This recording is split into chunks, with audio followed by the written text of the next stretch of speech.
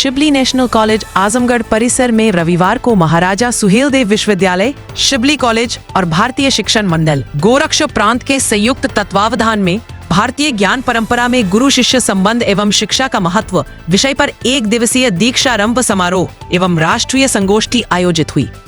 जी India news की reporter ने महाराजा सुहेलदेव विश्वविद्यालय के कुलपति से पूछा कि शिक्षा का उद्देश्य आजकल नौकरी तक सीमित मान लिया गया है, क्या यह सही है? तो कुलपति प्रोफेसर संजीव कुमार ने कहा, मैं ये मानता हूं कि आज के समय में शिक्षा का स्तर केवल नौकरी तक सीमित होता जा रहा है। हालांकि मैं ये भी मानता हूं कि शिक्षा को सीमित ना किया जाए, क्योंकि ज्ञान का मूल्य हमेशा सीखते रहना है। कार्यक्रम के मुख्य अतिथि रहे मदन मोहन मालवीय इंजीनियरिंग विश्वविद्यालय गोरखपुर के कुलपति प्रोफेसर जयप्रकाश सैनी, जननायक चंद्रशेखर विश्वविद्यालय बलिया के कुलपति प्रोफेसर संजीत कुमार गुप्ता, मां पाटेश्वरी देवी विश्वविद्यालय बलरामपुर के कुलपति प्रोफेसर रविशंकर सिंह एवं चित्रकूट के पुलिस अधीक्षक डॉक्टर अरुण कुमार सिंह। अध्यक्षता कुलपति प्रोफेसर संजीव कुमार ने की। समारोह का शुभारंभ दीप प्रज्वलन व कुलगीत से हुआ। इस दौरान शिबली कॉलेज के प्राचार्य प्रोफेसर अफसल अली ने सभी अतिथियों को अंगवस्त्र और स्मृति चिन्ह देकर स्वागत किया। कार्यक्रम में आजमगढ़ की ब्लैक पॉटरी के उद्योग कर्मियों को भी सम्मानित किया गया। संगोष्ठी में वक्ताओं ने कहा कि गुरु शिष्य संबंध प्राचीन भारत की शिक्षा प्रणाली की रीढ़ था और इसे आधुनिक शिक्षा के उद्देश्यों के अनुरूप पुनर्स्थापित करने की आवश्यकता है। प्रोफेसर संजीव कुमार ने राष्ट्रीय शिक्षा नीति 2020 को इसी दिशा में एक बड़ा कदम बताया। इस अवसर पर राजनीति शास्त्र की नई पाठ्य पुस्तक का लोकार्पण भी हुआ।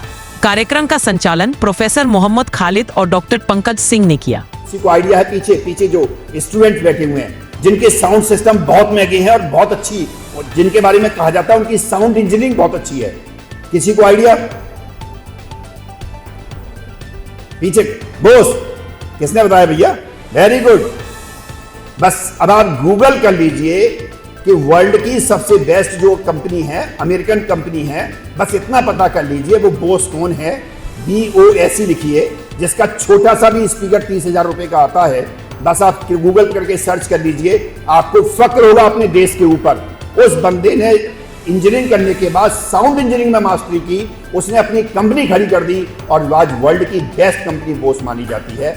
आप लोग सोचिए, आपको करने के लिए कहीं अलग जाने की आवश्यकता नहीं है, सिर्फ और सिर्फ अपने दिमाग को इस तरह से ट्रेन करने की आवश्यकता है कि हम कुछ नया हर दिन करते रहेंगे और एक दिन आप कुछ नया ऐसा कर जाएंगे, हो सकता है अपने से कोई बहुत अच्छी डिश बनाना सीख जाए, शेफ बन जाइए, बहुत अच्छी बात है। आजकल तो बहुत सारा पैसा भी उस चीज में, आप फैशन डिजाइनर बन जाइए। कुछ नहीं कर लिए तो कुछ ना कुछ तो आप नया कर सकते हैं। और अंत में मैं एक 3 लाइन छोटी है, कुरान पढ़ेंगे उसका भी जिस्ट यही है, भगवत गीता पढ़ लीजिए उसका भी जिस्ट यही है, रामायण पढ़ लीजिए उसका भी जिस्ट यही है, बाइबल पढ़ लीजिए उसका भी जिस्ट यही है, वो है अपने जीवन को सुधारें। मैं अपनी सारी बातों को रिलेट करके उसी पर लेकर के आ रहा हूं। अपने जीवन को सुधारें, अल्लाह भगवान ईश्वर जिसको भी मानते हैं उसकी राह पर चलें। आपका कुरान भी यही कहता है, गीता भी यही कहती है, रामायण भी यही कहता है, बाइबल भी यही कहती है। और एक लास्ट की लाइन है जहां पर मैं ट्विस्ट कर दूंगा, वहां पर लिखा हुआ है परलोक को सुधारें। मैं कहता हूं इस जीवन को भी सुधारें और परलोक को भी सुधारें, दोनों चीजों को आपकी सुधर जाएंगी। बस आपको इन बातों को ध्यान रखना है, क्या अच्छा है क्या बुरा है। जैसे कि आज का जो टॉपिक है कि गुरु शिष्य के संबंधों के बारे में, तो मेरा पहला क्वेश्चन ये है कि जो आज के यूथ हैं वो डिजिटल एजुकेशन में काफ़ी ज़्यादा इन्वॉल्व हैं, तो ऐसे सिचुएशन में जो प्राचीन काल की जो शिक्षाएं होती थी और आज की जो शिक्षाएं हैं डिजिटल फेज में, उसने गुरु शिष्य के संबंधों को कितना ज़्यादा प्रभावित किया है? देखिए, गुरु शिष्य के संबंध केवल शिक्षण पद्धति से ही नहीं उत्पन्न होते थे, बल्कि एक उनके बीच में फॉर्मल रिलेशन रहते थे। रही बात जब किसी भी विधा में मनुष्य की आवश्यकता तो है, वो चाहे प्राचीन समय में रहा हो चाहे वर्तमान समय में। अब ये है कि उपकरण ने जो जगह ली और वर्तमान समय में जो आप कह रहे हैं डिजिटलाइजेशन हुआ है, मोबाइल से ऑनलाइन पढ़ाने का, ऑनलाइन पढ़ने का और तमाम ऐसे मैटर्स भी जो है उपलब्ध है, तो कह सकते हैं कि शिक्षा सूचनाओं का दायरा बढ़ा है। वास्तव में सूचनाओं का दायरा बढ़ा है, ज्ञान का दायरा तो वास्तव में सूचनाओं के विश्लेषण से उत्पन्न होता है। और मुझे लगता है जब ये जरूरत पड़ती है तो शिक्षक की भूमिका फिर अपने आप खड़ी जाती है। क्योंकि सूचनाएं बहुत रहती हैं, पुस्तकें पहले भी थी, मैटर बहुत उपलब्ध थे, लेकिन वो है उतना सहज नहीं थे।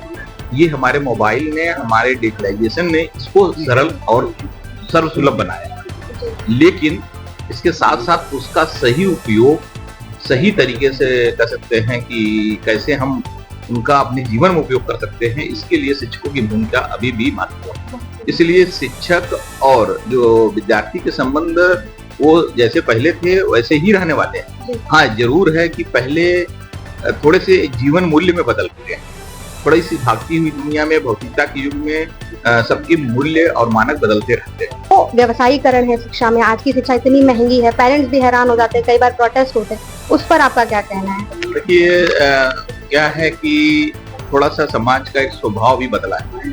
जैसे हम ये नहीं कर सकते, मैं तो प्राइमरी स्कूल में पढ़ा और इसी जिले के आरवला बाजार है, तो वहाँ पर मैं प्राइमरी स्कूल में पढ़ता था। तो ऐसा नहीं है कि वहाँ से अपनी यात्रा, लोगों की शुभकामनाएं, परिवारजनों का आशीर्वाद, समाज का आशीर्वाद और अपनी मेहनत परिणाम वाइसंकर तक पहुंचा। ऐसा नहीं है कि हम वहाँ से चलकर, हमारे साथ बैठे हैं श्रीमान अरुण सिंह जी, वो भी वहीं के रहने वाले हैं, तो सारे लोग यात्रा वैसे किए हैं। तो ऐसा नहीं है। प्राइमरी स्कूल में अगर आप देखें तो सरकार ने बहुत सारी चीजें उपलब्ध कराई।